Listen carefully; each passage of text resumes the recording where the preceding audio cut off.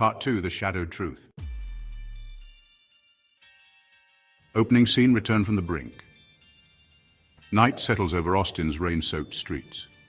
Detective Carla Mason, barely recognizable after her survival ordeal, limps through a narrow alley by the Texas Capitol building. Her face is bruised and she clutches her ribs, grimacing with each step. Rain mixes with blood from a fresh gash on her hand. Mason's burner phone, loaded with incriminating evidence, is her lifeline as she swears quietly, "Not done yet." Scene 1, Shadows and Surveillance. Determined, Mason begins her covert surveillance of Sloane, following him through Austin's hidden corners.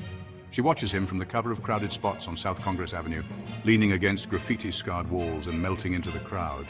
The Texas State Capitol dome looms in the distance, symbolizing the powerful reach of the society she's sworn to expose. In every moment, her cautious gaze traces Sloane's steps, catching glimpses of dark-suited figures he meets briefly on dim-lit street corners.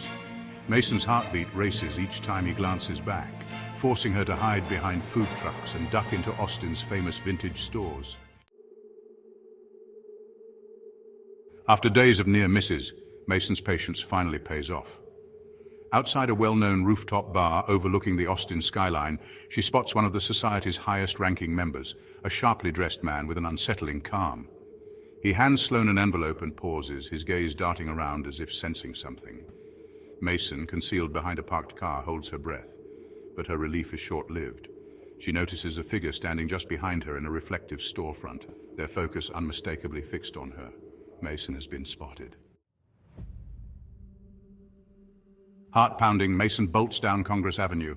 Her shadowed pursuer gains ground, echoing footsteps mingling with the fading sounds of live music from a nearby venue. As she ducks through alleys and cuts across the iconic Bat Bridge over Lady Bird Lake, she winces from her bruised ribs, each step a fight to stay ahead. She maneuvers through winding paths around the Austin Public Library, hiding briefly among rows of books, only to slip out a side entrance and continue her run along the riverside. Her pursuer inches closer, but her intimate knowledge of Austin's streets keeps her just out of reach. Finding a hidden corner by the graffiti park at Castle Hill, Mason takes a moment to catch her breath, trembling but resolute. Blood stains her clothes, and her hand shakes as she raises her phone, only to see a chilling message. "You won't escape again." Mason realizes she's not only in danger, but is now up against a network that knows every corner of Austin as well as she does. Gazing toward the city, her expression hardens. "I'm coming for you," she whispers, signaling her determination to dismantle the society from within.